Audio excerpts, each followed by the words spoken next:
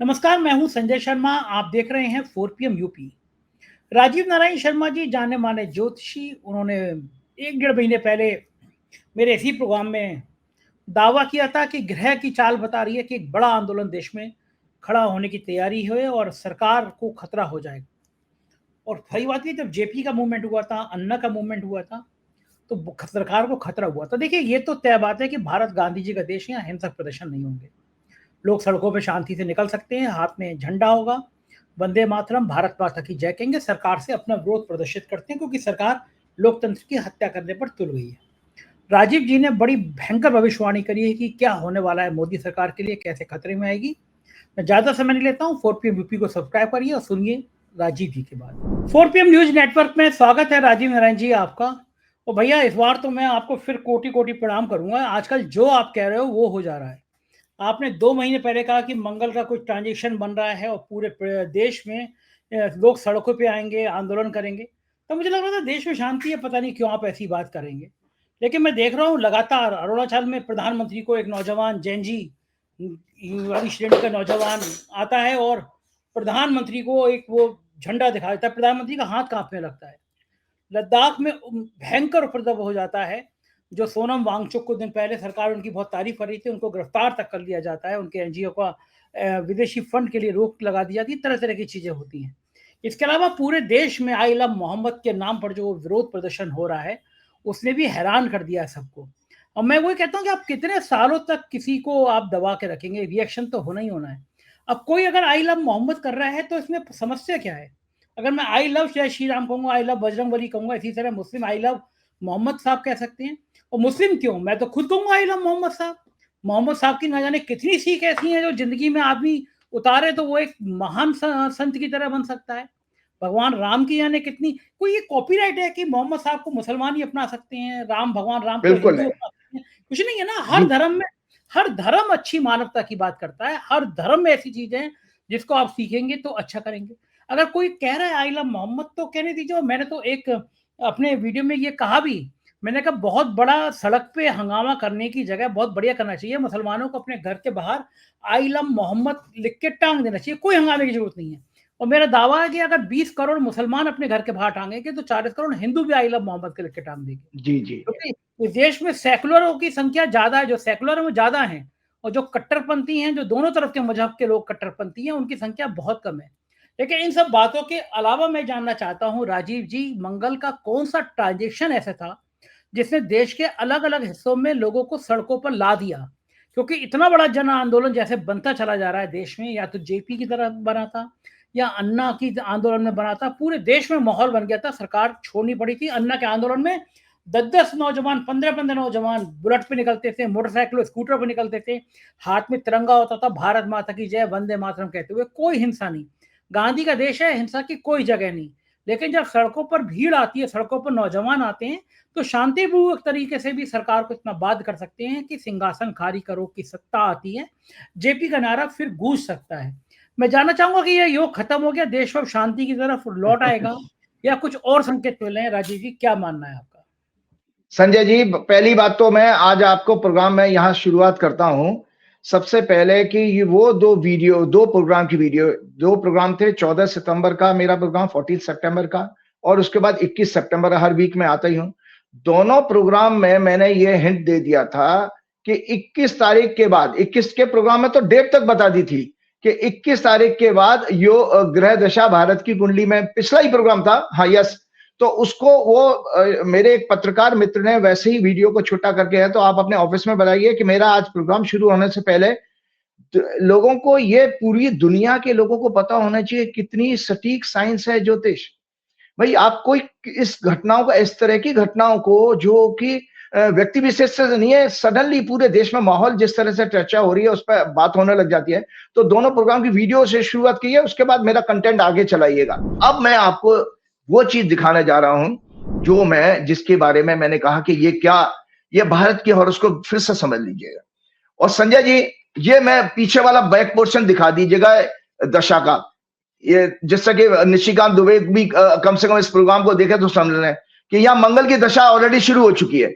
मंगल की दशा जो है 6 सितंबर 2025 से शुरू हुई है और 6 सितंबर 2032 को खत्म होगी। ये मंगल की दशा है पूरी। और मंगल की दशा में क्या क्या हुआ है मैं आपको बता देता हूं। पहली बात, आगे बढ़ता हूं। पहले जब हमने एक रिसर्च की थी संजय जी, तो मैंने देखा भारत में इंदिरा गांधी की सत्ता के खिलाफ जब जेपी ने छात्र आंदोलन किया था, वो तारीख दर्शकों आप गूगल से सर्च कर लिए, 18 मार्च 1974 थी। 18 मार्च 1974 को पटना से यह आंदोलन शुरू होता है। और उस दिन भी जो मैंने आपको भारतवर्ष की कुंडली दिखाई है, उस समय भारत की कुंडली में बुध में मंगल की दशा थी। आप सोचिए, तब तो मंगल की अंतर्दशा थी। आज 7 वर्ष की मंगल की दशा शुरू हो गई है, 7 इयर्स की। और मंगल अपने आप में उत्तेजना का कारक है। कब से शुरू हुई है ये? 6 सितंबर से। आज हमारा 14 सितंबर को है, 1 हफ्ता हो चुका है। तो ये जो जितनी बातें नेपाल के आंदोलन की बताई है मैंने, ये भारत में कौस है या ग्रह दशा जब तक नहीं आएगी तब तक कोई काम बनता नहीं है। ज्योतिष का फंडामेंटल सिद्धांत है कि जैसे लोग इस तरह से समझ सकते हैं कि आपने एक फैन लगाया है, सीलिंग फैन, लेकिन जब तक उसका बटन ऑन नहीं करोगे तब तक वो पंखा चलेगा नहीं, फैन चलेगा नहीं, उसकी एनर्जी का आपको प्रभाव नहीं पता लगता है। इसी तरह ज्योतिष में माना जाता है कि कितने ही ग्रह योग हों, लेकिन अगर दशा जब तक नहीं आती, मतलब उस प्लेनेट की एनर्जी नहीं मिल रही है, तब तक वो रिजल्ट नहीं देगा। तो आपकी कुंडली में जो मैंने भारत की कुंडली बता देता हूं, 5वें घर से संतान देखी जाती है। और 5वां घर होता है संजय जी एजुकेशन का। एजुकेशन इंस्टीट्यूट, आपकी खुद की शिक्षा और एजुकेशन इंस्टीट्यूशन भी मंडेन एस्ट्रोलॉजी के अनुसार 5th हाउस से देखे जाते हैं। तो संजय जी, इस 5वें घर में भारत की कुंडली में शनि और मंगल दोनों की दृष्टि है। मतलब इतना खराब है 5वां घर हमारी कुंडली में शनि और मंगल की। तो जब या तो शनि की दशा आती या मंगल की दशा, तब प्रभाव मिलेगा। और इसी तरह से डेमोक्रेसी का हाउस जो है 9th house, 9th house democracy का है, 9th हाउस जुडिशरी का भी होता है, 9th हाउस आपका डिप्लोमेसी का भी होता है। सो भारत की कुंडली जो मैंने अभी आपके साथ शेयर की, उसमें 9वें घर पे और 5वें घर पे दोनों पे शनि मंगल का प्रभाव है। तो संजय जी, 5वां घर विद्यार्थियों का होता है, मंगल उसको देख रहा है।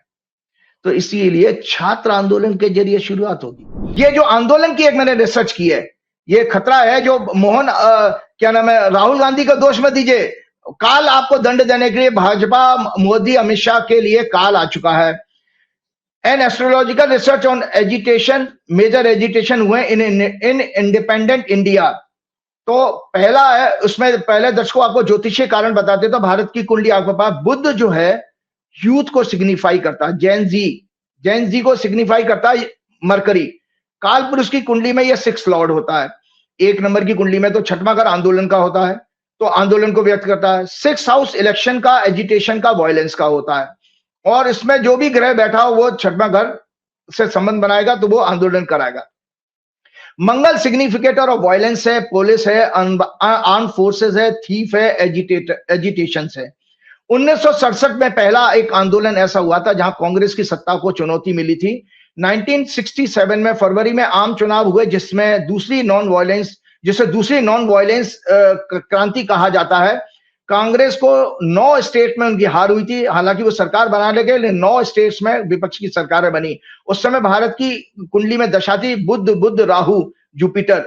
बुध का मैंने पहले ही आपको बयान कर दिया, जुपिटर भारत की कुंडली में 6वें घर में बैठा है, तो इसलिए 6वां घर पूरा प्रभावित था। और उसका कारण था उस आंदोलन का आर्थिक संकट, महंगाई और बेरोजगारी। 18 मार्च 1974 को जेपी का आंदोलन होता है, वो भी इसमें स्टूडेंट शामिल थे।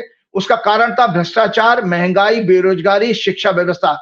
एग्जैक्टली सिमिलर सिचुएशन आज समय 2025 में है जो 1974 में थी, क्योंकि यही मुद्दे अभी भी हावी हैं, भ्रष्टाचार, महंगाई, बेरोजगारी, शिक्षा व्यवस्था। इसमें एक चैलेंजिंग मुद्दा और बढ़ गया है, जो संविधान की रक्षा करना और वोट चोरी का। यह बहुत बड़ा है, जो आज तक भारत की आजादी में कभी नहीं हुआ। तो उस समय 18 मार्च 1974 के भारत की दशा थी, ग्रह दशा बुध और मंगल की थी। अगस्त 1990 में एंटी मंडल कमीशन एजिटेशन हुआ था। उस समय भारत की ग्रह दशा शुक्र, जो कि 6वें घर का स्वामी है भारत की कुंडली में, और बुध के नक्षत्र में है। शुक्र, चंद्र और बुध की थी। 16/12/2012 को, जिसके कारण कांग्रेस गवर्नमेंट का कारण बना वो सत्ता बदलने का।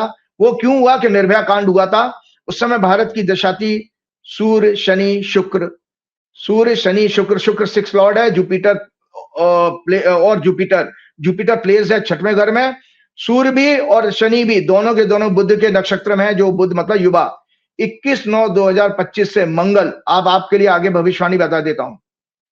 21 सितंबर, जहां पर मैंने सोलर इक्लिप्स के बारे में पिछले हफ्ते में ही बता दिया था, थोड़ा सा ये असुर ग्रहण है जो आज पड़ेगा। बेशक भारत में ना दिखाई दे, लेकिन इसका राजनीतिक महत्व है संजय जी।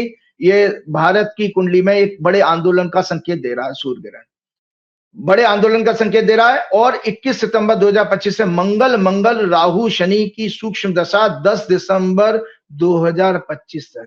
21 सितंबर से 10 दिसंबर 2025 का समय भारत के लिए बहुत खराब समय है, जिसमें किसी तरह के आंदोलन का संकेत दिखाई दे रहा है। तो बात आपने बिल्कुल ठीक की। हमें देखिए, इस पूरे मैटर को समझने के लिए हम फिर वापस जो दर्शकों को मैं अपने ज्योतिष के प्रोग्राम में जिस तरह से बताता हूं कि हमको 3 हॉरोस्कोप पे जाना पड़ेगा। 3 हॉरोस्कोप कौन सी हैं कि भारत की ग्रह दशा क्या कहती है, उसके बाद जो भारत में सत्ताधारी पार्टी कौन है, बीजेपी की ग्रह दशा क्या कहती है, वो है।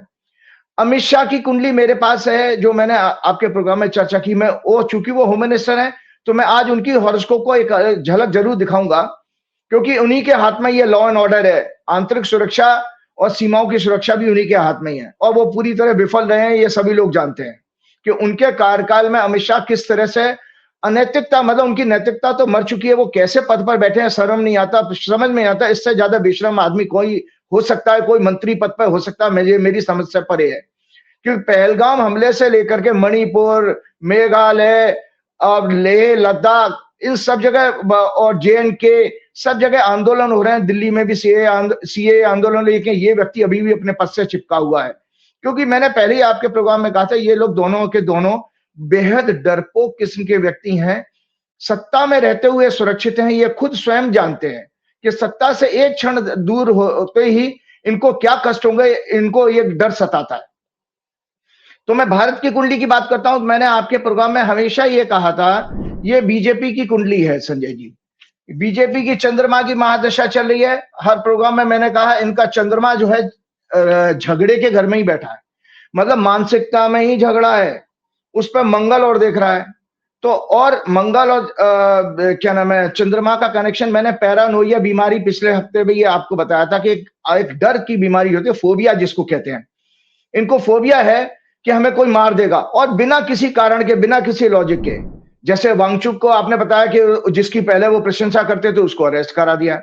और दुखद बात आप ये आपको संजय जी, आज अपने दर्शकों में आपको बताता हूं, नरेंद्र मोदी, अमित शाह की सरकार और इनके हाथों में आज जवान 20 साल की, अर्ली 20 ईयर के बच्चों की हत्या का खून लग चुका है। अभी जो 4 में से 3 बच्चे मरे हैं, मैंने भी न्यूज से कलेक्ट किया, ऐसे ही नहीं बोल रहा हूं। उसमें 4 में एक 20 साल का है, एक 23 साल का है, मतलब अर्ली 25 से नीचे के 3 बच्चे मर गए हैं। और उनके सर में और उनके ट्रंक में गोली मारी गई है, मतलब उनके मल्टीपल बुलेट्स के हैं। तो कितना दुखद बात है, जो आज तक कभी नहीं हुआ कि नरेंद्र मोदी कभी सत्ता में आए थे तो वो कोई उनकी कैंटीन, और वो गुजरात में स्टूडेंट आंदोलन के जरिए ही आए थे, इनकी पॉलिटिकल कैरियर बना था। आज उन्हीं बच्चों को आप मार करके सत्ता में बैठे हो, तो ये, और वो भी नवरात्रे के पावन दिनों में आपने ये खून, आपके खून से हाथ रंगे हैं। क्योंकि गोली चलवाने का आदेश बिना होम मिनिस्ट्री के संजय जी हो ही नहीं सकता, कोई लोकल पुलिस नहीं कर सकती। सबसे बड़ा इनकी इमेच्योरिटी मुझे क्या दिखाई देती है, इनमें से किसी के अंदर भी, मुझे याद है संजय जी, जब निर्भया कांड का आंदोलन हुआ था, तो उस समय कपिल सिब्बल से लेके कैसे बड़े बड़े मंत्री आंदोलन के नेताओं से मिलते थे, बाबा रामदेव से मीटिंग करी थी। इनके यहां आपने देखा कभी किसी मंत्री को मिलते हुए? किसी भी कोई भी आंदोलन हो, उसमें अक्रॉस द टेबल उनको चाय नाश्ते पे बुलाना, एक सौम्यता होती है, ह्यूमिलिटी होती है, विनम्रता होती है, वो उनके अंदर है ही नहीं। तो संजय जी, अब जैसे दोनों व्यक्तियों को मैं देखता हूं कि जैसे हमारे एक ऑर्डिनरी पुलिस वाले होते हैं, एक होमगार्ड का पुलिस वाला हो, उसकी उतनी अच्छी ट्रेनिंग नहीं होती, लेकिन प्रॉपर पुलिस में जाता है उसकी अच्छी ट्रेनिंग होती है। तो ये दोनों के दोनों नेताओं का बिहेवियर इस तरह का है कि जैसे पुलिस वालों को जो उनके ऑफिसर डायरेक्शन देते हैं, उस तरह से वो अटैक करना शुरू कर देते हैं। उनको कोई नेगोशिएशन आता नहीं है, टेबल पे बैठना। यही फर्क होता है IPS में और जो क्वालिफाइड लोग होते हैं उनमें, कि वो लोग चीजों को सुलझाना जानते हैं, वो इनके अंदर नहीं है। और गुजरात से ही इनकी ये चीज चली आ रही है। गुजरात में जब ये उन्होंने 11-12 साल, 12.5 साल शासन किया, वहां पे भी हमेशा होम मिनिस्टर थे, तो ये मारो काटो, एनकाउंटर वगैरह दिखाना, ये सब चीजें इनकी चलती रहती थी। तो अब मैं आपको बताता हूं कि जो मैंने बार बार आपसे कहा कि भाजपा की कुंडली में फेक नैरेटिव प्रोपेगेंडा का योग है। जो तीसरे घर में अगर पाप ग्रह हो, मेरे घर में आपकी कुंडली में हो, आप झूठ बोलने वाले होगे और आपको हमेशा चुगली करना, निंदा करना पसंद आएगा और आपका मित्रता भी ऐसे लोगों से होगी, क्योंकि तीसरा घर मित्रता का भी, फ्रेंडशिप का भी होता है। तो भारत की कुंडली में क्योंकि वो तीसरे घर से संबंधित दशा थी और चंद्रमा हमारा भावनात्मक, इमोशनल और उन चीजों का मैंने लगातार, क्योंकि मैं बेस बना रहा हूं आपको ये बताने के लिए कि बात कहां से शुरू हुई। तो 2015 से 2025 तक वो चंद्रमा का 10 साल का पीरियड होता है। तो 10 साल वो चंद्रमा की वो भावनात्मक मुद्दों वाला चीज है कि मतलब आप इमोशनली एक्सप्लॉइट कर सकते हो अपनी पब्लिक को, जनता को। जैसे आपने कह दिया कि 5 किलो अनाज दिया, देखो मोदी तुम्हारे लिए 5 किलो अनाज दे रहा है, तो ऐसा लग रहा है जैसे मोदी जी अपनी जेब से ही दे रहे हैं, जबकि वो तो हमारे आपके टैक्स पेयर का पैसा होता है। तो जनता उससे जुड़ गई। उन्होंने कहा, जनता ने केवल यही देखा, क्योंकि 365 दिन 24 घंटे वही प्रचार हो रहा है कि मोदी जो है सबके घर का राशन भर रहा है, तो वो लग रहा है कि जैसे मोदी जी अपनी सैलरी से दे रहे हो। तो ये भावनात्मक मुद्दे थे। जैसे ही आपके प्रोग्राम में मैंने 2 महीने पहले से कहना शुरू कर दिया था संजय जी कि 6 सितंबर, दर्शक मेरी डेट नोट याद रखें, और आप देखिए 6 सितंबर से कहां तक, आज हमारा प्रोग्राम 28 सितंबर को है। संजय जी मात्र अभी 20-22 दिन हुए हैं और 20-22 दिन में आपने, मैं आज के सारे यूट्यूबर को देख रहा हूं, सब जैन जी की और आंदोलन, इस समय यूट्यूब में कोई और टॉपिक है ही नहीं, आंदोलन। और हो भी रहा है, सड़कों पे भी लोग आ रहे हैं। मैं भी देख रहा था बेंगलोर में भी प्रदर्शन शुरू हुआ, बेंगलोर में भी सैकड़ों हजारों लोग आए हैं। और आपके यूपी में वो आई लव मोहम्मद के रूप में, और तेलंगाना, सब जगह ये चीजें लोग पब्लिक आना शुरू कर दिए। जब मेरे से लोग पूछते थे कि आचार्य जी कब ये जाएंगे, तो मैंने कहा जिस दिन जनता सड़कों पे आना शुरू कर देगी उस दिन चले जाएंगे। मैंने कहा था, क्योंकि आपका सड़कों पे आना आपकी चेतना से जोड़ा जाता है। याद रखिए कि जिस दिन आपकी चेतना मर जाती है संजय जी, उसको आध्यात्मिक दृष्टि से हमारे गीता में कहा गया है कि मनुष्य के जो जितने भी कर्म हैं वो त्रिगुणात्मक होते हैं। 3 गुण कौन से हैं? सतोगुण, रजोगुण और तमोगुण। तो सतोगुण जब बढ़ता है तो नॉलेज, आपको मतलब लोग पढ़ना पढ़ाना पसंद करेंगे, नॉलेज की बातें होंगी, इंटेलेक्चुअल्स का सम्मान होगा, टीचरों का सम्मान होगा। और रजोगुण में एक्शन होता है और ग्रीड वगैरह संसार के सारे विषयों के। और तमस जब बढ़ता है तो तमस में आलसी हो जाता है, घर से नहीं निकलते हैं। जैसे कि हमने 10 वर्ष में क्या देखा कि जरा लगा, और ये सब जानते हैं संजय जी, आध्यात्मिक दृष्टि से बता रहा हूं कि जब आप जरूरत से ज्यादा असत्य का सामना करते हो, मतलब टीवी चैनल से लेकर के नेता से लेकर सब झूठ बोलने वाले हो, तो झूठ के कारण आपका चेतना मर जाती है। क्योंकि अभी मैं इस विषय पे भी आ जाऊंगा, आज आपको बहुत चीजें मैंने दर्शकों के लिए शेयर करने के लिए लाया हूं कि पाप और पुण्य का भेद क्या है। तो हमारे यहाँ असत्य को पाप माना गया, तो जब जब पाप बढ़ता है तो हमारी चेतना मर जाती है। चेतना मर जाती है कि फिर आपके शब्द कैसे निकलते हैं, अरे भैया ये इन्हें कौन हटाएगा, अब तो ये सारी जिंदगी रहेंगे ये। तो इस तरह से आप है ना, नकारात्मक, हताशा वाले शब्द आपके अंदर से निकलते हैं। तो वो हताशा सी आ गई थी। लेकिन मैं जानता था एक ज्योतिषी को, कि मैंने आपके प्रोग्राम में एक कोट शेयर किया था, इस कोट को जरूर शेयर कीजिएगा। ये, या मैंने बार बार समझाया कि ग्रहों के अधीन ही ये संपूर्ण संसार है, ग्रहों के अधीन ही सभी श्रेष्ठ मनुष्य और राजा और unprominent people, institutions, organisations, government होते हैं। काल का ज्ञान, काल कैसे बनता है? Which form with the help of transit dasha patterns along with the promises according to planetary combination. हमारी हॉरोस्कोप में काल का ज्ञान भी ग्रहों के अधीन है और ग्रह ही हमारे कर्मों के फलों को देने वाले हैं। बृहस्पति संहिता का कोट है। दूसरा कोट बहुत सुंदर है, जिस प्रकार दीपक से विहीन रात और सूर्य से रहित आकाश होता है, वैसे ही ज्योतिषी के बिना राजा की स्थिति होती है। वह अंधे व्यक्ति की तरह मार्ग में इधर उधर भटकता रहता है, क्योंकि उसको मार्गदर्शन का अभाव रहता है। अतः विजय मतलब सक्सेस, यश यानी फेम, लक्ष्मी मतलब फाइनेंशियल प्रॉस्पेरिटी, इकोनॉमिक कंडीशन, उत्तम भोग, एंजॉयमेंट तथा कल्याण, वेलफेयर की अभिलाषा, डिजायर रखने वाले राजा को विद्वान तथा श्रेष्ठ ज्योतिषी के समीप जाना चाहिए, अर्थात उससे परामर्श करके ही, डिस्कस करके ही कार्य करने चाहिए। बृहस्पति संहिता। तो इन लोगों को, अब जब हमारा अहंकार बढ़ता है तो हम ज्ञान और सबकी बातें नहीं करते हैं, फिर हमको बोलता मैं सही तो सबको सही, जैसे मोदी जी के अंदर है ही, वो अपनी सारी बातें करते हैं। तो मैं दर्शकों ये इंडिया की चार्ट को मैंने आपको दिखा रहा हूं। मैंने अभी बीजेपी की चार्ट दिखाई है, इंडिया की चार्ट में और ये इंडिया की चार्ट में फिर से इस प्रोग्राम को आप दिखाइए, मंगल की दशा, और दर्शक ऊपर देख सकते हैं कि कैसे वो मंगल की दशा 6 सितंबर से शुरू हो रही है और 6 सितंबर 2025 से शुरू हुई है और ये आपकी पूरी खत्म होगी 6 सितंबर 2032 को, 2032 को बंद होगी, 7 ईयर की होती है, एंड होगी। तो मैंने इसी भारत की कुंडली में आपको समझा देता हूं। मंगल हमारे जो जो हो रहा है, मैं आज दर्शकों आपसे फिर शेयर कर रहा हूं कि कितनी सटीक चीज है। मैं भी ऐसा नहीं था, इंजीनियरिंग और व्यापार छोड़ करके मैं ज्योतिष की तरफ क्यों आकर्षित हुआ, मुझे ये लगा हनुमान जी की तरफ से प्रेरणा आई थी कि इससे तुम संसार का मार्गदर्शन कर सकते हो।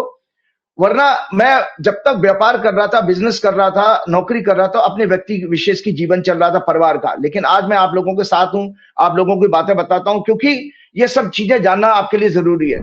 तो मंगल भारत की कुंडली में इकोनॉमी के हाउस में बैठा है। मंगल इस कुंडली का 12वें घर का स्वामी है। 12वां, अगर मैंने बार बार कहा, विदेश का, ह्यूमिलेशन का, जेल का होता है और छल कपट का भी होता है, प्रॉक्सी वार भी आता है। और इस मंगल की ग्रह 3 दृष्टि होती हैं, चौथी, 7वीं सभी के पास है और 8वीं। चौथी दृष्टि इसकी मंगल की पड़ रही है 5वें घर पे। मैंने पिछले प्रोग्राम में भी आपको डिटेल में बताया था, अभी शॉर्ट में बताऊंगा कि 5वां घर बच्चों का होता है, स्टूडेंट्स का होता है।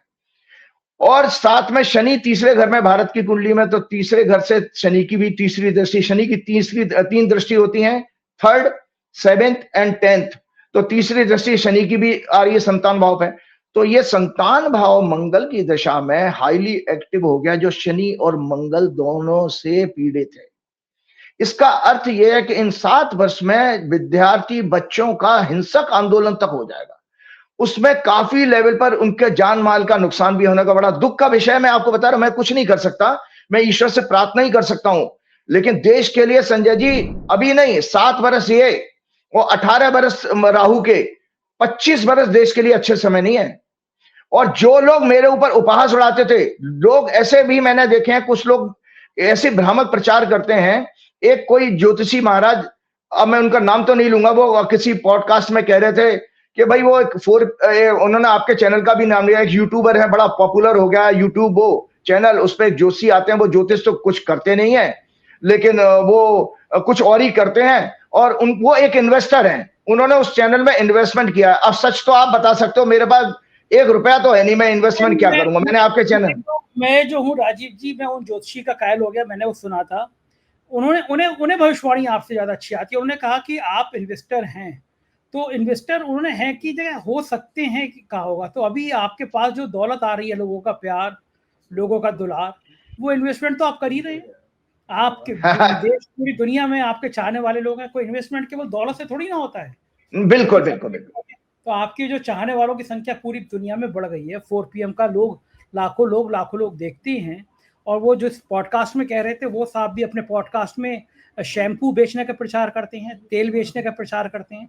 और मैं तो बड़ा हैरान हूँ कि ऐसे यूट्यूबरों को जो तेल बेच रहे हैं, जो शैम्पू बेच रहे हैं, अडानी ने उनको अपने रख लिया है।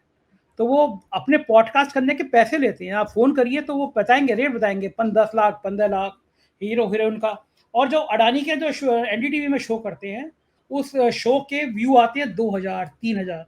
तो मैंने कहा ये NDTV वालों की मत मारी गई है। तेल बेचने वाले को, ये शैम्पू बेचने वाले को आप अपने यहाँ चैनल में बुलाकर इसका पॉडकास्ट करा रहे हैं। तो बलिहारी है ऐसे, जो तेल बेचने वाला है, जो शैम्पू बेचने वाला है, और वो जिसका प्रचार करने वाला, वो आजकल NDTV में आ रहा है।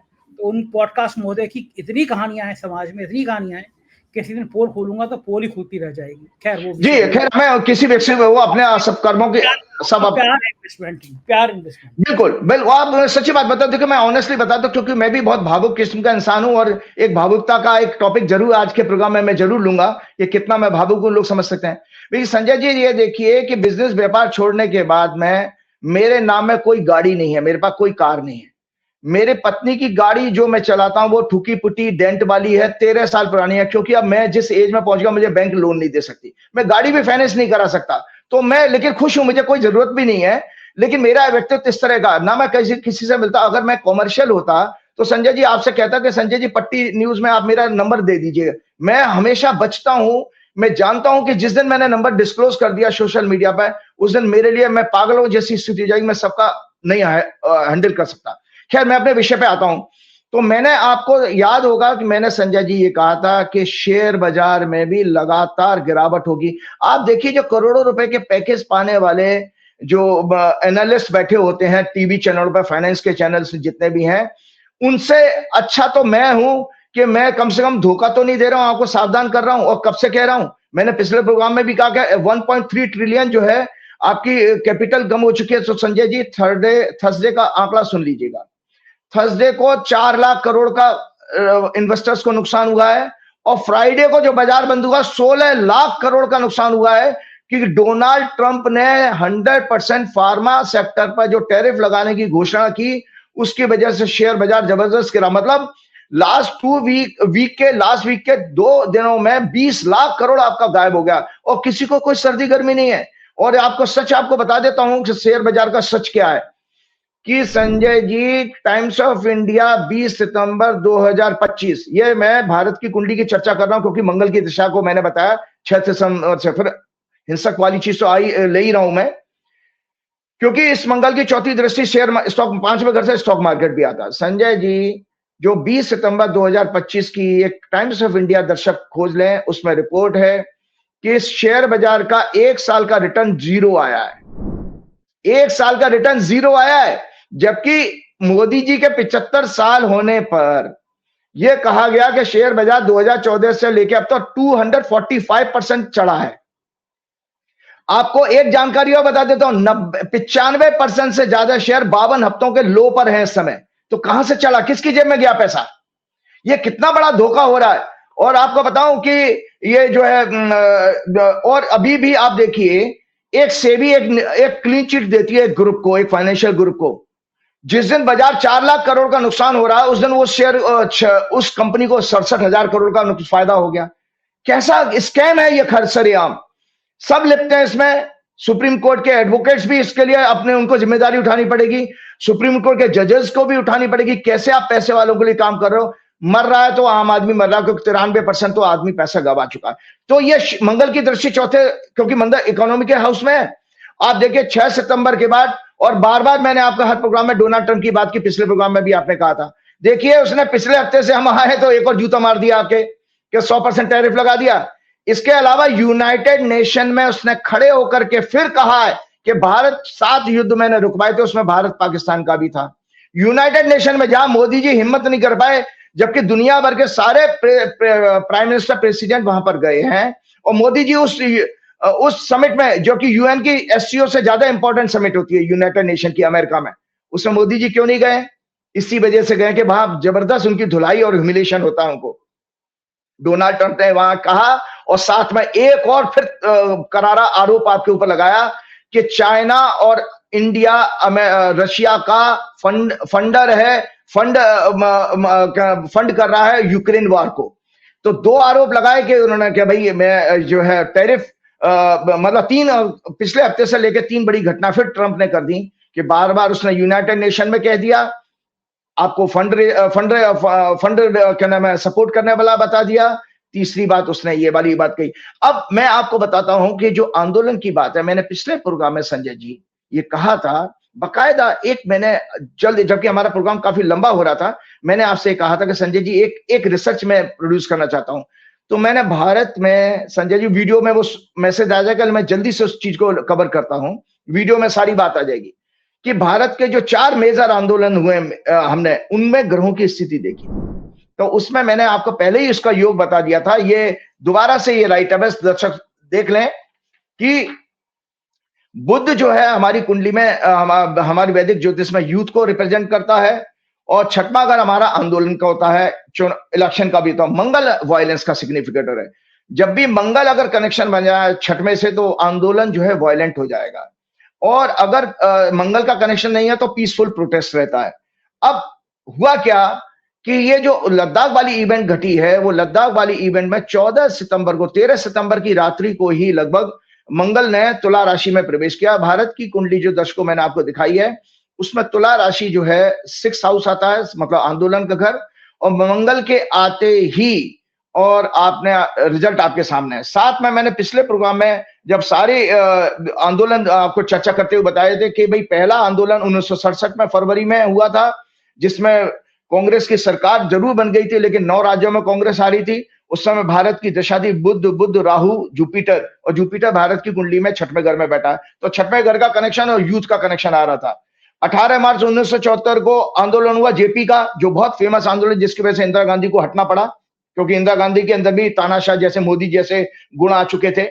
मतलब मोदी जी के अंदर तो इंदिरा जी वाले गुण आए हैं। खैर, भारत की गृह दशा उस समय बुध मंगल की थी, फिर वो बुध मंगल का कनेक्शन आ गया। अगस्त 1990 में मंडल कमीशन का आंदोलन, हम उस समय स्टूडेंट थे, हमें याद है उस समय दशा भारत की जी शुक्र चंद्र, शुक्र हमारे छठवें घर का लॉर्ड है, फिर आंदोलन को संकेत दे रहा शुक्र चंद्र और बुध, तो मतलब सूक्ष्म दशा बुध की थी, तो बुध का कनेक्शन फिर आ गया। वहां पे भी स्टूडेंट थे। 16-12 दिसंबर को, जब मुझे याद है कि जो लोग अभी ये कह रहे हैं कि जैन जी कुछ नहीं करेगा, संजय जी मैं उस समय टीवी पे था, मैं भी बहुत मुझे भी जोश आ रहा था, मैं भी रामलीला मैदान गया था जब उनका अन्ना का आंदोलन हुआ था, तो मैंने अपने टीवी में, मुझे याद आ रहा है वो चीज के 1 लाख की भीड़ कम से कम राष्ट्रपति भवन तक पहुंच गई थी। तो जो लोग अभी ये संबित पात्रा से लेके निशिकांत दुबे से लेके ये भ्रामक प्रचार कर रहे हैं, अमित मालवीय जो उनका नंबर 1 का फ्रॉड है, आईटी सेल का हेड, नंबर 1 का फ्रॉड, सबसे बड़ा क्रिमिनल है, उसके ऊपर तो कम से कम अगली सरकार आए तो 500 केस उसके ऊपर करने, क्योंकि सारी झगड़े फसाद की जड़ वही है वो व्यक्ति, क्योंकि टोटल झूठ को मतलब प्रोपोगेट करता है, प्रमोट करता है। तो मैंने आपको बताया कि भाई 16-12 दिसंबर के उसमें भी दशा जो थी भारत की, सूर्य शनि शुक्र की थी और जुपिटर की सूक्ष्म दशा थी। सूर्य शनि बुध के नक्षत्र में, मतलब युवा को संकेत दे रहे हैं, और शुक्र छठवें घर का स्वामी है और बृहस्पति छठवें घर में बैठे हैं।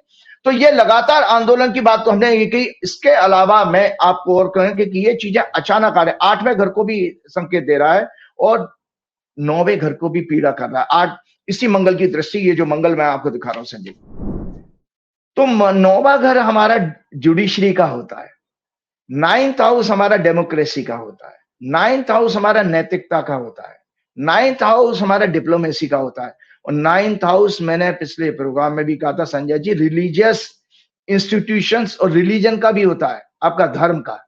मंगल की दृष्टि और 8वीं दृष्टि मंगल की इसकी पड़ रही है, तो 7 वर्ष का समय, थोड़ा बहुत नहीं है, आपका प्रश्न का जवाब आ रहा है उसमें संजय जी। धार्मिक उन्माद आ रहा है और धार्मिक झगड़े बन, क्योंकि ये जो आई लव मोहम्मद बना है, ये भी देखिए 6 सितंबर के बाद, मैंने अखबार में पढ़ा था 4 सितंबर से शुरू हुआ, मतलब 6 सितंबर के ग्रह बदलने के आसपास की घटना है ये।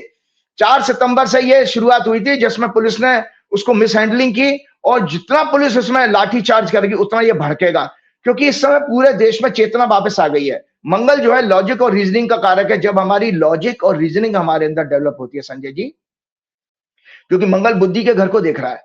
और याद रखिएगा, किसी व्यक्ति की कुंडली में भी, जो लोग भी मेरा प्रोग्राम सुन रहे हैं, जिसकी कुंडली में 5वें घर में अगर मंगल बैठा हो, तो याद रखो, एक तो उसकी संतान उसके साथ नहीं रहेगी, लेकिन वो बेहद इंटेलिजेंट होगा संजय जी, बेहद इंटेलिजेंट का कॉम्बिनेशन बता रहा हूं। मंगल अगर 5वें घर में बताओ उसका, क्योंकि 5वां घर हमारा लॉजिक का, प्लानिंग का होता है, लॉजिक का, रीजनिंग का, प्रतिभा का भी होता है, और मंगल उसका कारक है। तो मंगल का कनेक्शन आप देख रहे हैं मेरे जैसे व्यक्ति को, मैं इतना प्रखर क्यों, मेरे 5वें घर में मंगल बैठा है, इसलिए देखो दोनों बच्चे मेरे से दूर हैं, वो विदेश में है, तो बच्चे साथ मेरे करेक्ट, सब ज्योतिष जानते, वो पढ़ते, लोगों को बताते हुए इतना तो मैं भी सब चीज महसूस करता हूं। तो मंगल की दृष्टि 9वें घर पे जाने का मतलब है ये आई लव मोहम्मद वाला आंदोलन भड़केगा। और इसमें ये रिलीजन की जब बात आती है तो केवल ये नहीं है, हिंदू पक्ष भी इसमें कुछ निकालेगा, जो कि बाद में किसी तरह के बड़े दंगे की तरफ जाता है। क्यों? क्योंकि सबसे बड़ी बात है, हमें मेन कल्प्रिट को फिर समझना पड़ेगा। भाजपा की कुंडली समझ लीजिए, भाजपा की चंद्रमा की दशा चलिए, चंद्रमा की कुंडली, चंद्र कुंडली देखिए भाजपा की दर्शकों, भाजपा की चंद्र कुंडली में 10वें घर में बकरी बुध, बकरी गुरु, बकरी शनि, बकरी मंगल, राहु और केतु और बुध 4थे घर में। भाजपा की कुंडली में आंदोलन कराने का योग है, ये पार्टी आंदोलन करा के मानेगी, और आंदोलन जो कराएगी तो ये जो है आई लव मोहम्मद से एक और विस्फोटक चीज हो रही है। एक तरफ तो जो हमारे बच्चे जिस तरह से एजुकेशन माफिया के खिलाफ आंदोलन कर रहे हैं, उसी तरह से दूसरा ये धार्मिक उन्माद भी, ये पहला आंदोलन, ये नरेंद्र, मैंने आपको पहले ही कहा कि संजय जी ज्यादा दिन दूर नहीं है, इनको मुश्किल इतनी आ रही है कि एक दिन भी सत्ता में रहना इनके लिए मुश्किल है। मैंने आपके उसी प्रोग्राम में जो आंदोलन की बात करती कहा था कि 21 सितंबर से जो दशा आपकी जो 21 सितंबर से मंगल राहु शनि की सूक्ष्म दशा शुरू हुई है, जो 10 दिसंबर 2025 तक का समय रहेगा। वर्तमान सरकार के लिए इसी तरह के अनेक अशुभ समाचारों और सत्ता परिवर्तन का योग है। अब आप बताइए इससे ज्यादा एक्यूरेसी क्या होगी। मैं 21 तारीख के प्रोग्राम में आपको बता रहा हूं 21 सितंबर से घटना घट रही है, 24 को घटना घट गई है, और आपको 24 को जो घटना घटी है मैं उसकी कुंडली भी बता देता हूं। ये देखिए संजय जी, उस समय जब लेह में जब ये आंदोलन शुरू हुआ है, वायलेंट हो गया है, उस समय की कुंडली दर्शक ये देख लें। क्योंकि मेरे एक फ्रेंड ने मुझे ये इन्फॉर्म किया था कि होम मिनिस्ट्री में जो रिकॉर्ड आया है कि 11:30 बजे से हिंसा शुरू हुई है। तो 24 सितंबर 2025 को मैंने लेह के बेस लेकर के जो कुंडली बनाई है 24 सितंबर की, वृश्चिक लग्न की है, उसमें मून और मार्स जो है चंद्रमा मंगल के साथ था और 12वें घर में था, 6वें घर को दिख रहा था। तो ये आंदोलन हिंसक इसीलिए उस दिन हो गया था। और हिंसक का मतलब जब हिंसा फैलती है तो फिर वो पुलिस भी गोली चलाएगी, तो लॉस ऑफ लाइफ इसके अंदर आ ही रहा था। और इसके अलावा मंगल की कुंडली, एक और चीज बता दो, भारत का ये कैरियर का चार्ट देख लें दर्शक, ये दशांश मंगल और केतु इसमें 6वें घर में बैठे हैं। ये कैरियर का चार्ट मतलब जब हम कैरियर किसी का देखते हैं मतलब वर्किंग, सो वर्किंग, भारत की वर्किंग के हॉरोस्कोप में भी मंगल की स्थिति अच्छी नहीं है। सो ये मंगल की दशा बेहद बेहद खतरनाक संकेत दे रही है, जो कि बांग्लादेश, नेपाल और श्रीलंका से भी ज्यादा, कई गुना ज्यादा खतरनाक होंगे। भारत की जो है एक तरह से ज्वालामुखी फटने की बात है, जो आप अभी कह रहे थे ना कि वर्षों से जो लोगों का रोष इकट्ठा था, क्योंकि ये जो सत्ता आई है ये झूठ बोल करके सत्ता आई है। और झूठ का मतलब क्या होता मैं आपको बता, ये सत्ता जो बैठी है झूठ बोल के बैठी, आप सब जानते हैं। तो मैं आपको एक छोटा सा, मुझे आप जरा सा समय दें, मैं आपको आज बताना चाहता हूं दर्शकों को कि पाप और पुण्य का भेद क्या है पाप और पुण्य। तो आज ये है दर्शकों, राइटअप है, जरूर आप लोगों के काम आएगा। वेदों के अनुसार ईश्वर परमात्मा का स्वरूप है। महर्षि दयानंद सरस्वती जी ने वेदों के अनुसार ईश्वर का स्वरूप, परमात्मा का वर्णन करते हुए कहा कि ईश्वर सत्य स्वरूप, ज्ञान स्वरूप, आनंद स्वरूप, चेतन स्वरूप, शुद्ध स्वरूप, प्रकाश स्वरूप और सच्चिदानंद स्वरूपों वाला है।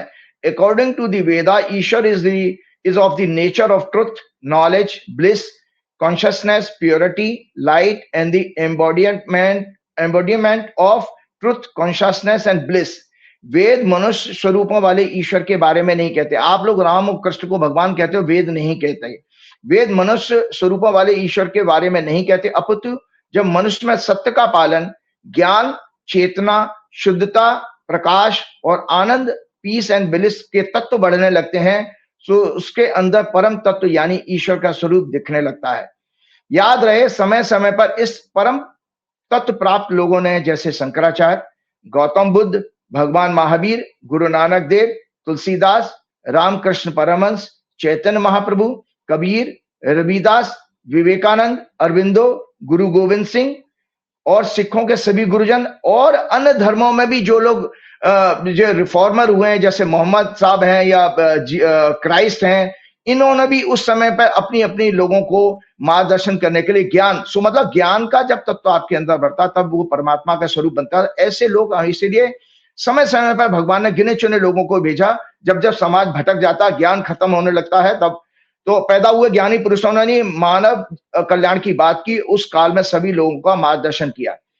पुण्य और पाप का भेद क्या है, डिफरेंस क्या है? वेदों के अनुसार जिसका स्वरूप विद्या आदि शुभ गुणों का दान, सत्य भाषण आदि सत्याचार करना है, उसको पुण्य कहते हैं।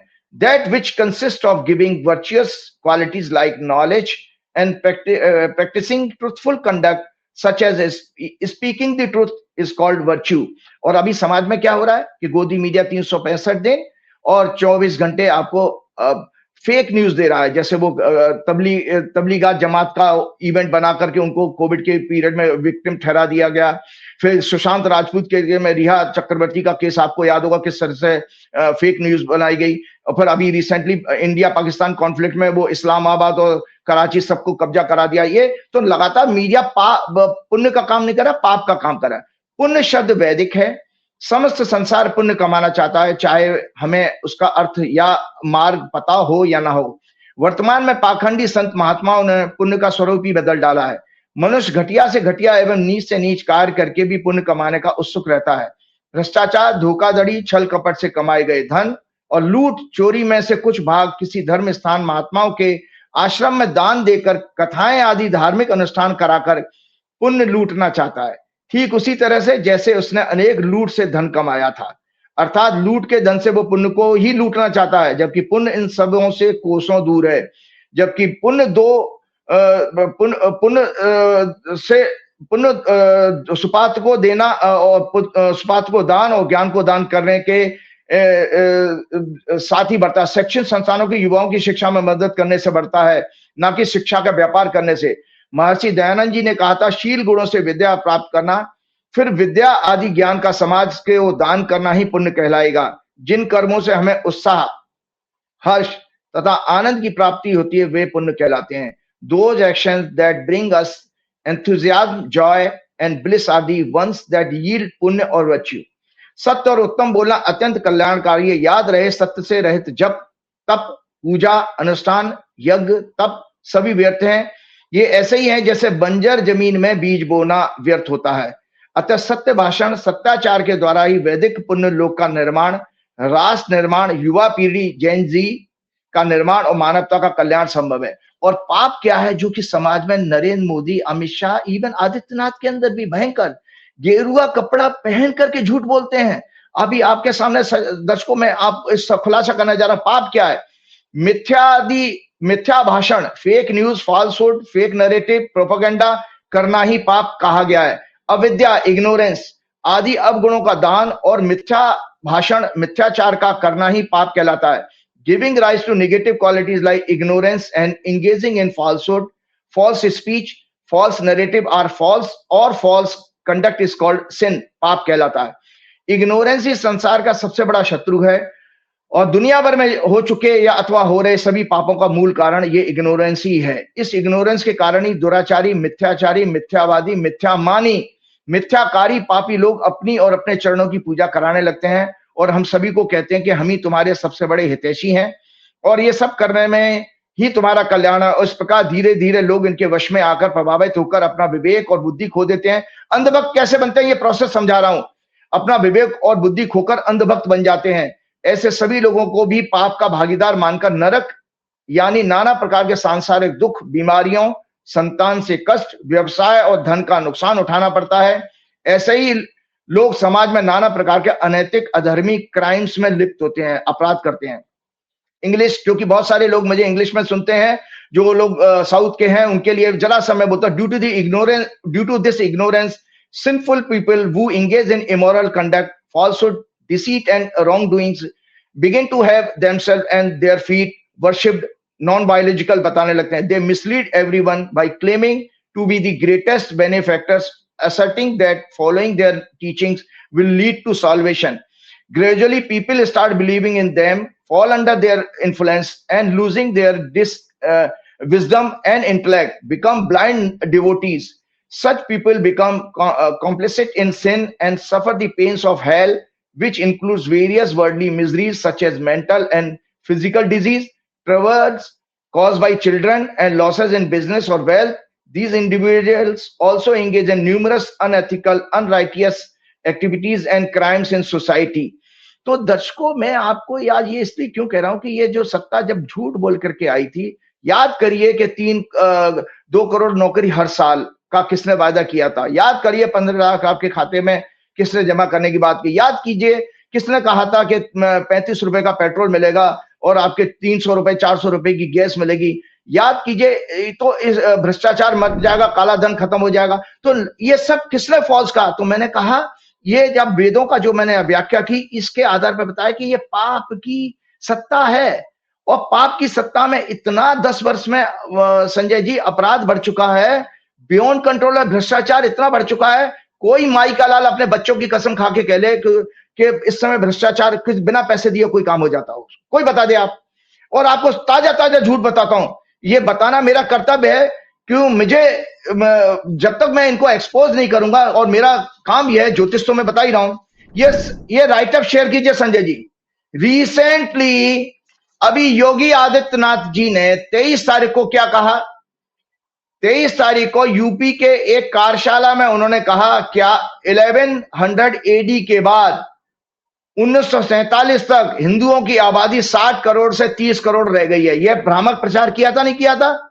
अभी कहा था 23 तारीख को कि हमारी 1100 ईस्वी में 60 करोड़ आबादी थी हिंदुओं की, 30 करोड़ रह गई है। सच जान लीजिए संजय जी, सच सुन लीजिए कि कैसा गेरुआ कपड़े में पहन करके आदमी झूठ बोल सकता है। अरे बाप रे बाप, मतलब शर्म आनी चाहिए मुझे। रामायण को साक्षी मान के कहना चाहिए, हे ईश्वर इनको कठोर से कठोर दंड दीजिए, राक्षस है ये साक्षात।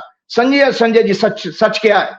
यह दावा हाल ही में यूपी के सीएम योगी जी ने 23 सितंबर 2025 को एक कार्यशाला में कहा था।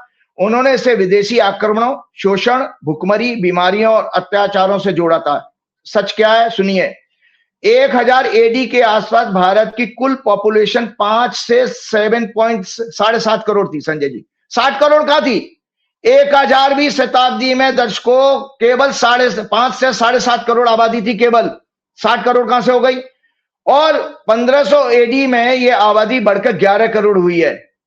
तो जब आबादी 60 करोड़ नहीं थी तो कहां से, किसका दिया हुआ, किस आईएएस अफसर ने आपका ये भाषण लिख दिया? और 60 करोड़ का आंकड़ा टोटल फर्जी है, क्योंकि उस समय पूरे संसार की आबादी 30 से 40 करोड़ थी संजय जी।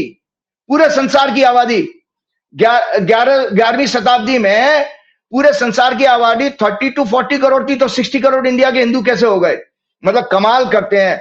1947 में जब भारत, पाकिस्तान, बांग्लादेश एक था, तब हमारी टोटल पॉपुलेशन 38.9 करोड़ थी। 1951 की जो स्वतंत्र भारत की जनगणना हुई, उसमें पॉपुलेशन 36.1 करोड़ थी, जिसमें 84% हिंदू थे, मतलब 30.4 करोड़ थे। 1947 में हिंदू पॉपुलेशन 22 से 25 करोड़ रही होगी। तो आपने जब विश्व की आबादी भी 60 करोड़ नहीं थी, आप उसको कह रहे हिंदुओं की आबादी। धूप। सच यह है 11,000 एडी से 1947 तक भारत की कुल पॉपुलेशन घटी नहीं बल्कि बढ़ गई है। 5.7 करोड़ से 5 to 7 करोड़ से 39 करोड़ हुई। एक रिसर्च के अनुसार हिंदू आबादी हमेशा बहुमत में रही है और बढ़ती रही है, घटी नहीं है, एक रिसर्च के अनुसार।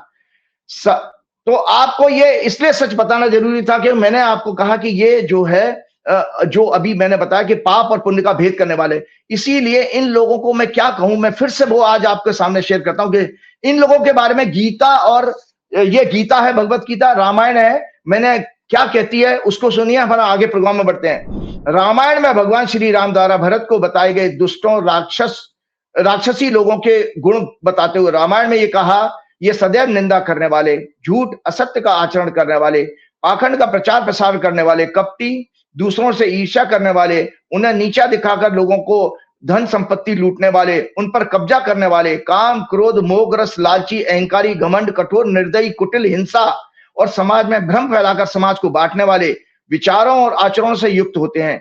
इनकी मानसिकता में मिथ्याचार, मिथ्या भाषण, दुराचार, छल कपट, अपराध, दूसरों को दुख देना होता है। और भागवत गीता क्या कहती है? भागवत गीता के ये श्लोक है संजय जी, कभी समय मिला पढ़ लीजिएगा। चैप्टर 16 श्लोक नंबर 4, 14, 15, 18, 4, 14, 15 और 18 में भगवान ने राक्षसों के गुण बताए हैं।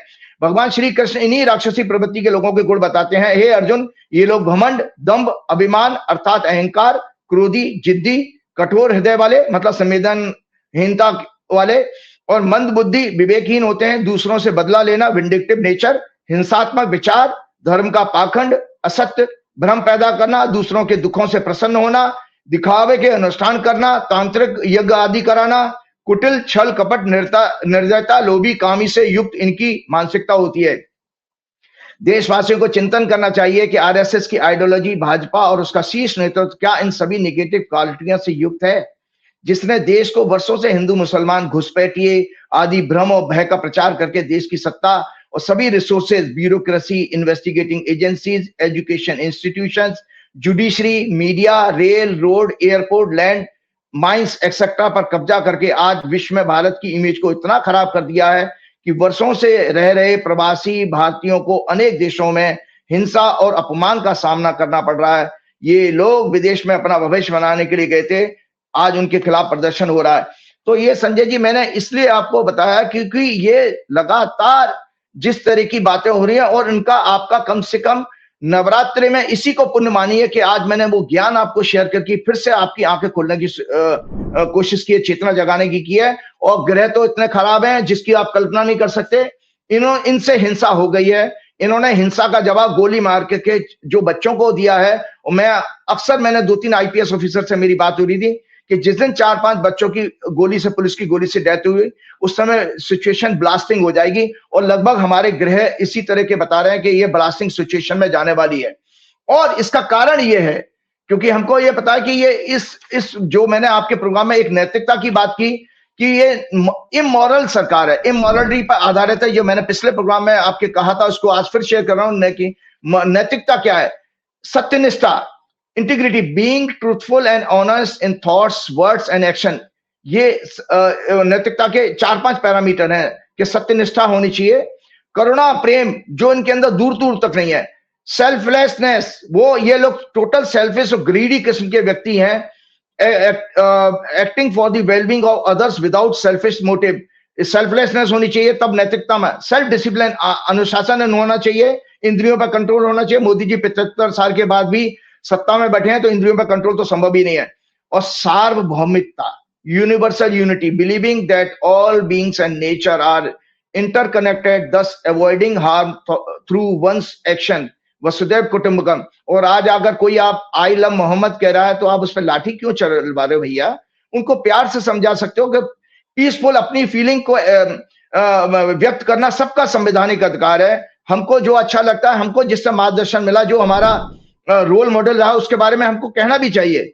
भारतीय आध्यात्मिक शास्त्रों में जैसे वेदांत, योग, बौद्ध और जैन धर्म में नैतिकता को सबसे बड़ी आध्यात्मिक प्रगति का प्रतीक माना गया। वो नैतिकता आपके देश में खत्म हो चुकी है और इस शासन में तो बिल्कुल नहीं है। एक चीज और जल्दी से, मैं एक बहुत प्रोग्राम में तैयार करके आया था। लास्ट में एक किसी इंपॉर्टेंट व्यक्ति की कुंडली जरूर चर्चा करूंगा। संजय जी, मैंने आज ये कि भाई मोदी जी 75 साल, कौन उनको समझाएगा? 75 साल के हो गए, अब इनके पास आइडिया तो खत्म। 75 साल की उम्र, हमारे शास्त्र क्या कहते हैं कि 75 साल में हमको क्या करना चाहिए, आज मैं शेयर कर रहा हूं आपके साथ।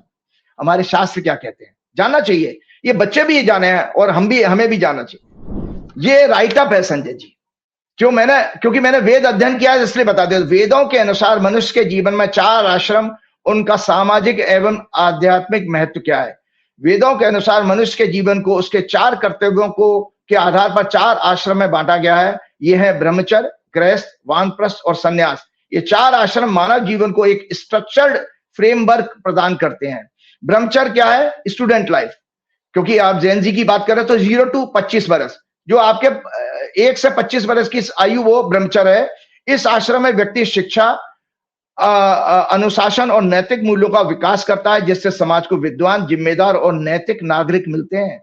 इस फेज में जानते हैं, नैतिक नागरिक समाज को बुद्धिजीवी और नैतिक नागरिक मिलते हैं। ये हमारे वेद कहते थे, इसीलिए गुरुकुल में पढ़ाई होती थी डिसिप्लिन में। In this stage, an individual focuses on education, discipline, and moral values. It contributes to society by producing knowledgeable, responsible, and ethical citizens. इसके विपरीत हमारे आज देश में क्या हो रहा है? इसके विपरीत हमारे देश में धार्मिक, सांस्कृतिक मूल्यों के पाखंड का प्रचार प्रसार करने वाली संस्थाएं, संघ और भाजपा सरकार के 11 वर्षों में शिक्षा के क्षेत्र को व्यापारियों, दलालों और नकल माफियों आदियों के हवाले कर दिया गया।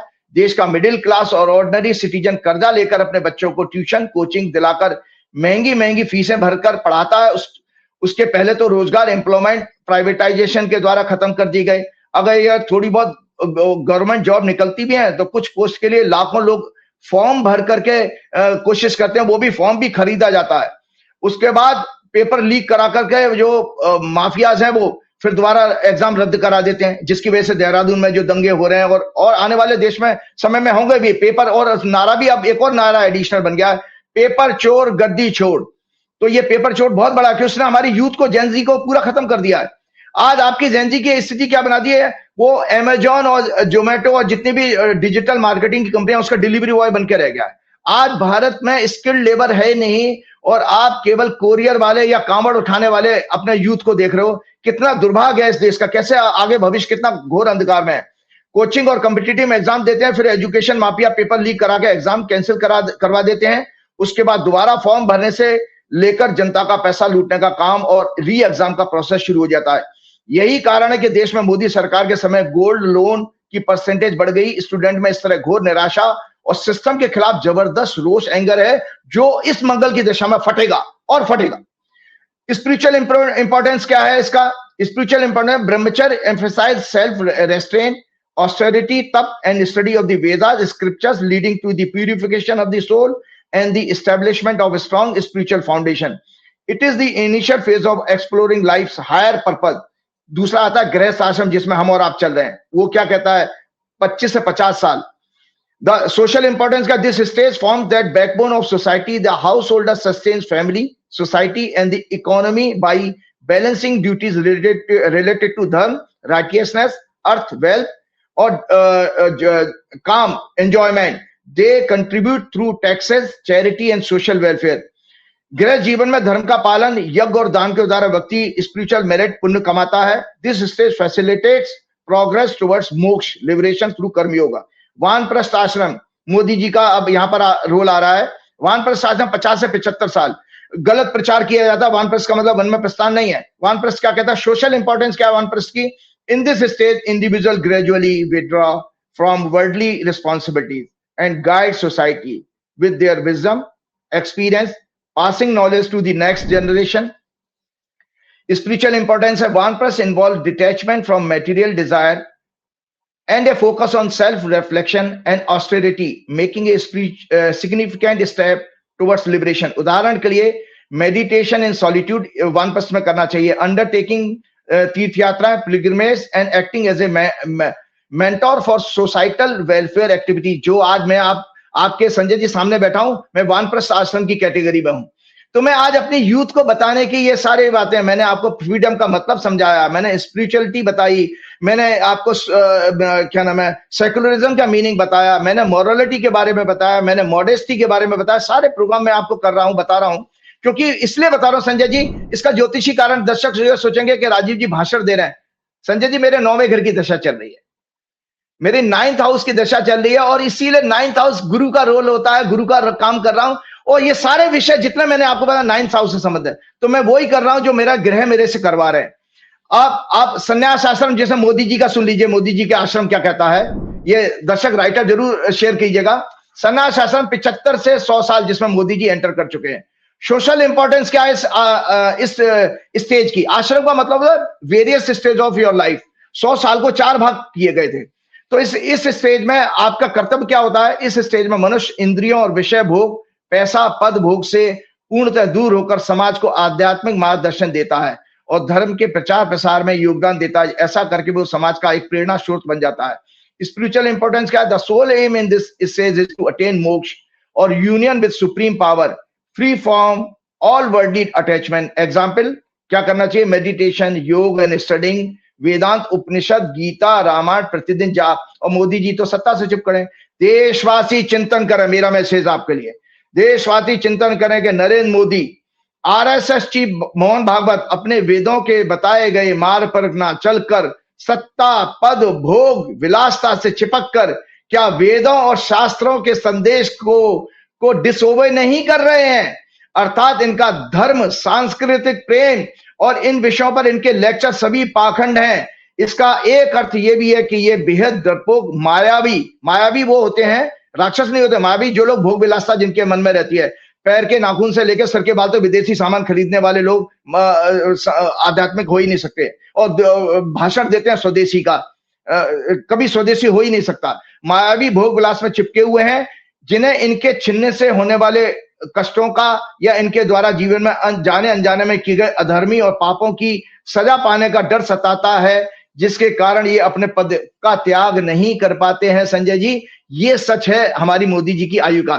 चलते चलते आज संजय जी, मैं एक भावुकता के पूर्व में एक मैं आपके साथ शेयर करना चाहता हूं कि एक ऐसे व्यक्ति की अभी डेथ हुई जिससे हम भी कभी नहीं जानते थे, जब हमने सुना, और आज मैंने उनकी श्रद्धांजलि में मैं आसाम के उन लोगों को, उनकी पत्नी को ये अपना शोक संवेदना देता हूं कि हे परमात्मा, इस एक अच्छी सोल के लिए, उस एक दिव्य सोल को अपने चरणों में स्थान देना, उनको मोक्ष की प्राप्ति हो। ये देखिए, मैंने आज आसाम के साथ में अपना दुख जोड़ते हुए ये आसाम का दुपट्टा जो मुझे किसी आरएसएस के बड़े प्रचारक ने, जुबिन जी का मौला मेरे मौला, मतलब मेरे दिल को छूने वाला गाना, तो मैंने हजारों बार उस गाने को सुना। वो या अली वाला गाना, या अली वाला गाना, हाँ बहुत बहुत बढ़िया। और आपके, हाँ आज आपके बात बताता हूँ, उसमें भी आप संजय जी मैंने कितनी मेहनत की है। मुझे आज इस विषय में ये बताना है कि अभी मेरे पास लेटेस्ट जानकारी आई है कि ये इन्होंने गिनीज बुक ऑफ रिकॉर्ड में या लिम्का बुक ऑफ रिकॉर्ड में बन गया है रिकॉर्ड कि इनकी शव यात्रा में जो भीड़ आई थी वो भारतवर्ष में अभी तक किसी के नहीं आई है, क्योंकि वर्ल्ड में 4 लोगों के उसमें नाम बताए उस लिम्का बुक रिकॉर्ड में। उसमें आपका माइकल जैक्सन और आपकी क्वीन एलिजाबेथ, और ये उसके बाद में इंडिया का ये क्या नाम है, जुबिन गर्ग, जो जिसका अभी 2 दिन पहले ही क्या नाम है हुआ था, 19 तारीख को उनकी डेथ हुई थी। तो जुबिन गर्ग की मैं आपको दर्शकों बता देता हूं, जो विकिपीडिया में डेट ऑफ बर्थ दी है वो मुझे डाइजेस्ट नहीं हो रही थी। उनकी 18 नवंबर 1972 की बर्थ है। तो संजय जी ऐसा होता है कि हम लोगों ने रिसर्च की है ज्योतिष, हम उस पाखंडी जोशी की तरह से नहीं है जिसके बारे में वो पॉडकास्ट में कहा गया, और भी कई सारे लोग हैं। संजय जी हमको यह लगता है कि वो इतना बड़ा सिंगर था, उसने इतनी भाषाओं में प्लस उसकी मृत्यु के टाइम में उसको इतना यश कैसे मिला, मतलब मृत्यु में वो अमर हो गया। अमरता का शब्द ये जीते जी आप ये प्राण सबको त्यागने हैं। भगवान राम ने भी प्राण त्यागे थे, भगवान कृष्ण ने भी प्राण त्यागे थे। इसलिए अमर वो होता है कि जो मरने के बाद उसको, उसके नामों को लोग प्रशंसा करें, उसके जाने के बाद जो लोग रोएं उसके लिए, वो अमर होता है। आप देखिए बॉलीवुड का कोई सिंगर उसको मैच नहीं कर सकता है कि इतनी आबादी, इतनी पब्लिक नहीं आएगी, लोग रो रहे थे। और उसने 2019 में एक गाना गाया था जो असमी सॉन्ग में था, और उसने ये इच्छा जाहिर की थी कि जब भी मैं मरूं तो मेरे मृत्यु के चिता जलाने के समय ये गाना बजाना चाहिए। मैं रो रहा था उस समय, मेरी वाइफ भी रो रही थी। मैं आपको संजय जी आपको बता दूं, तो इसलिए मैंने अपनी वाइफ को कमिट किया था कि मैं इस जुबिन गर्ग की हॉरोस्कोप जरूर डिस्कस करूंगा। क्योंकि इसलिए डिस्कस करूंगा, बहुत सारे लोग पूछते हैं कि प्रोफेशन को कैसे देखते हैं ज्योतिष में, किसी का कैरियर प्रोफेशन क्या होगा, यह देखें। इसकी कुंडली में कई वेरियस प्रोफेशन इसमें प्रूव होते हैं। तो ये जुबिन गर्ग की हॉरोस्कोप हमने क्या किया संजय जी, हम घटनाओं के आधार पर थोड़ा सा 5 मिनट जरूर दीजिए कि वक्त लग जाएगा, लेकिन मुझे बहुत इंपॉर्टेंट विषय है। मैं बहुत भावुक होकर के कह रहा हूं, क्योंकि चंद्रमा मेरे भावुकता के घर में बैठा है, 5वें घर में।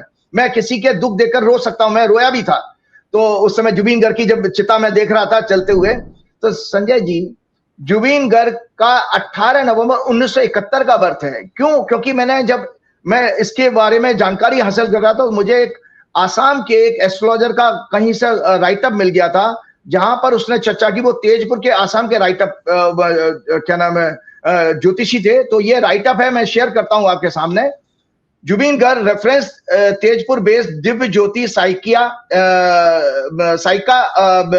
Astrologer, date of birth 18 November 1971, समय इनका लगभग होना चाहिए 12:46, क्योंकि उन जोशी जी ने कहा था इनका कुंभ लगन है और वृश्चिक राशि, मतलब चंद्रमा नीच का था। तुरा मेघालय में जन्म हुआ था, जन्म कुंभ लग्न, वृश्चिक राशि, अनुराधा नक्षत्र, जिसका स्वामी शनि होता है। His father was a magistrate, उनके बारे में जो डिटेल है वो जो प्रूव भी हुए हैं। His father was a magistrate and also part time lyricist and poet under the pen name, वो अपना नाम, उन्होंने कलम का नाम रखा था Kapil Thakur. His mother was also a singer.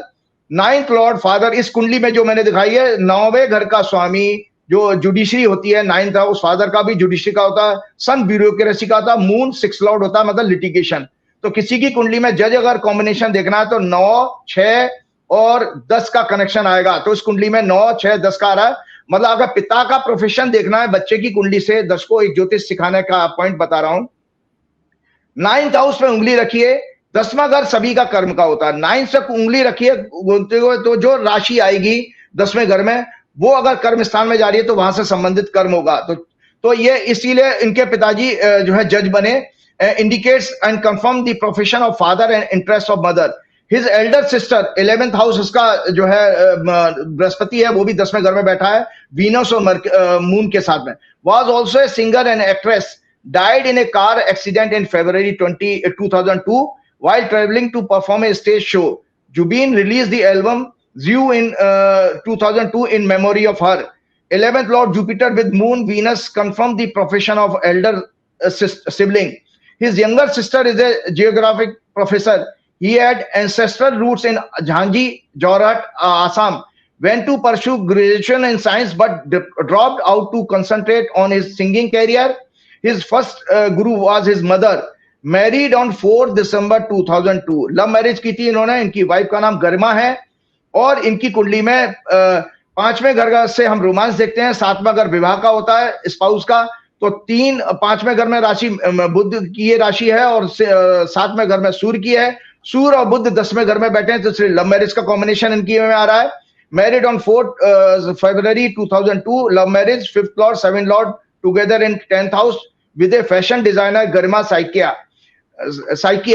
He considered himself irreligious and said that he did not have any caste or religion. Though he was born in a Brahmin family, Gar was his gotra.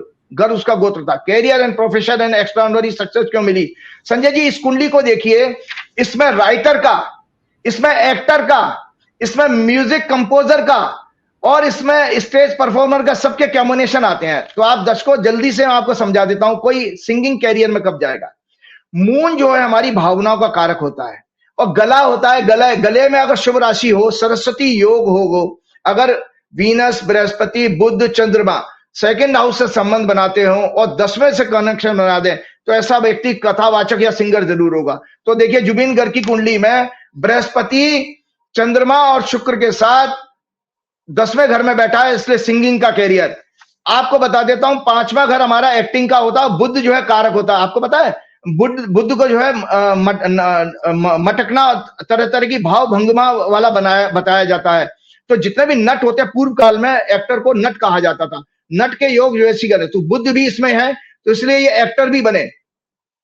और second Lord वाणी और सभी शुभ ग्रह कर्म भाव में है. Second Lord expect कर रहा है, मतलब अपने 10th हाउस से activity, actions, various movements, fingers का लॉर्ड 3rd लॉर्ड मंगल भी है इसमें. 10th हाउस में मंगल की राशि. 5th लॉर्ड एक्टिंग, इमोशंस है.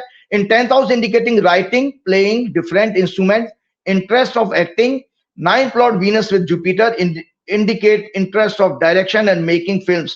So he was a multitask performing person. He was a singer, composer, songwriter, instrumentalist, actor, director, film producer, poet and philanthropist. किसी की कुंडली में अगर कर्मयोगी देखना है, कर्मयोगी भी होता है जो अपनी दौलत दान कर दे अपने पास. संजय जी अपनी सारी कमाई का 50% ये आसाम के लोगों को दान कर देता था और अलग अलग संस्थाओं को दान करता था. इतना दानी किस्मत था. बेहद अच्छा इंसान था कि सूर्य और चंद्रमा दोनों बृहस्पति के प्रभाव में है. In Assam and was also the highest paid singer. He worked in Assamese, Bengali, Hindi film and music industry. He had also sung in 40 other language. 40 से ज्यादा लैंग्वेज और भाषाओं में इसने गाया है. ही sang around 38,000 songs and had a record of singing and recording more than 30 songs in a day. 30 दिन में, एक दिन में 30 से ज्यादा सॉन्ग इसने रिकॉर्ड किए थे. He was a multi instrumentalist and played 12 instruments including anandalahari, dhol, dotara, drums, guitar, harmonium, mandolin, keyboard, tabla et cetera. सच्चा कर्मयोगी, आत्मा के कारक सूर्य, मन, इमोशंस, फीलिंग, संवेदनाओं के कारक चंद्रमा 10वें भाव कर्म में देश गुरु बृहस्पति के साथ हैं, जिन्हें लग्नेश जो पर्सनालिटी का स्वामी शनि और 12वें भाव का स्वामी भी शनि है. 12वें घर से चैरिटी आती है, का स्वामी शनि देख रहा है. इसलिए ही वाज ए ग्रेट फिलैंथ्रोपिस्ट जो अपनी इनकम का 50% से ज्यादा शेयर जनता और उसकी सेवाओं में कार्य कर रही एजेंसीज को दान कर देता था. भगवान श्री कृष्ण के अनुसार ऐसे ही लोग सच्चे कर्म योगी कहलाते हैं. इनको फेम बुद्ध की महादशा में जो अक्टूबर 89 से 2010 में चली, उसमें मिलना शुरू हुआ. 1992 में इनकी पहली एल्बम आई जो सुपर डुपर हिट हुई थी. करंटली इनकी महादशा वीनस की जो अक्टूबर 2023 से 2033 तक चल रही थी. ये दोनों दशाएं 5वें और 9वें घर की हैं. अतः ये 10वें भाव में, 10वां भाव फेम का होता है, इसीलिए मृत्यु के बाद इनको जबरदस्त फेम मिला. त्रिकोण की दशाओं में गए हैं ये व्यक्ति. हमारी ज्योतिष के अनुसार संजय जी, किसी को दिव्य लोक में जाने का अगर योग देखा जाता तो ये कहा जाता है कि उसका त्रिकोण की दशा में अगर प्राण छूटेंगे तो वो दिव्य लोक में जाएगा, मतलब उसको देवता का स्वरूप मिल गया. आपको बस 1 सेकंड लेता हूं, एक कुंडली और दिखा देता हूं. ये कंपेयर कर रहा हूं. लता मंगेशकर एक बहुत ग्रेट सिंगर हुई हैं. इनकी कुंडली में भी देखिए, और ये जुबिन गर्ग की हॉरोस्कोप दिखाइएगा एक साथ. तो मैं ये टॉपिक इसलिए दिखा रहा हूं कि एक को लता जी बहुत मानती, भारत रत्न भी थी, लेकिन उनको उनकी मृत्यु के समय इतना फेम, इतना पब्लिक क्यों नहीं आई, और जुबिन गर्ग की क्यों आई? एक यंग एज का फैक्टर तो था, लेकिन मैं तो प्योर ज्योतिष के कारण बताता हूं कि लता जी जब गई हैं दुनिया से, लता जी की डेथ हुई थी 6 फरवरी 2022। उस समय बृहस्पति में केतु की इनकी दशा चल रही थी। केतु उनके रोग के घर में बैठा है, जुपिटर राहु उनके हॉस्पिटल के घर में, मंगल बीमारी के घर का स्वामी है। इनकी मृत्यु के समय दशा 6-8 एक्सिस में षडाष्टक योग बना रही थी, अतः रोग अर्थात बीमारी के कारण अस्पताल में इनकी मृत्यु हुई। अंतिम समय में जो यश जुबिन गर्ग को मिला, जहां देश भर में लाखों लोग रो रहे थे उनके अंतिम संस्कार के समय, इसके साथ ही 2019 में उनकी डिजायर के अनुसार सभी लोग उनका बेहद पसंद का सॉन्ग गाकर उन्हें बेहद भावभीनी अश्रुपूर्ण श्रद्धांजलि दे रहे थे, क्योंकि उनकी कुंडली में जो है ये जब मृत्यु हुई है उस समय शुक्र, बृहस्पति, मार्स, शनि और मरकरी की दशा चल रही थी। All were related to the 10th house of fame and public domain. सारी की सारी दशाएं 10वें घर से संबंध बना रही थी, इसीलिए इनका पुनर्जन्म भी होगा, लेकिन ये बहुत बड़े किसी रूप में फेमस परिवार में, किसी अच्छे परिवार में जन्म लेंगे, ऐसा मैं आपको देख पा रहा हूं। और आपको एक चीज और बता देता हूं, ये बात हुई थी इनकी डेथ के समय की कुंडली मैंने बनाई है कि जब इनकी डेथ हुई है उस समय लगभग इंडिया टाइम 2:30 बजे का था। उस दिन चंद्रमा पीड़ित था। दर्शकों एक जानकारी के बता दो, डूबने से इनकी कुंडली में मृत्यु का योग है। अगर 8वें घर का चंद्रमा किसी की कुंडली में जल तत्व की राशि में हो, पाप ग्रहों से पीड़ित हो, 8वें और 6वें का कनेक्शन अगर हो, तो ऐसा व्यक्ति के लिए जल से मृत्यु का खतरा रहता है। तो देखिए 6 लॉर्ड चंद्रमा है, 8th लॉर्ड बुध है, 10वें घर में बैठे हैं, शनि इसको देख रहा है, और इनकी कुंडली में इस समय जो है राहु केतु इनके लग्न और क्या नाम है 7th हाउस के एक्सेस में आ गए। तो ये सब करने से के बाद मैं आज आपको बता रहा हूं कि मैंने ये बताया कि एक महान सोल एक मृत्यु के समय अमर कौन होता है। और लता जी इतनी अच्छी थी, लेकिन उनके ग्रहों की दशा ऐसी मिली कि, और आपको जानकारी के मैं लता जी की प्रेडिक्शन मैंने की थी कि इस तारीख को उनके प्राण चले जाएंगे। ये ट्वीट मैंने किया था, सोशल मीडिया पे अवेलेबल है। तो चलते चलते फिर हनुमान जी की प्रार्थना करते हुए कि हमारे देश के ऊपर कल्याण करे प्रभु, और हमारी युवा पीढ़ी का, जैन जी का मार्गदर्शन करते रहें। श्री गुरुचरण सरोज रज निज मन मुकुर सुधार, वर्ण रघुवर बिमल जसु जो दायक उफलचार, बुद्धिहीन तनु जान के सुमरो पवन कुमार, बल बुद्धि विद्या देव मोह हरऊ कलेश का। जय श्री राम, जय हनुमान। बहुत शुक्रिया। ये थे राजीव नारायण शर्मा जी। मुझको यकीन है बातचीत आपको पसंद आई होगी। कैसी लगी बातचीत बताइएगा जरूर। Thank you.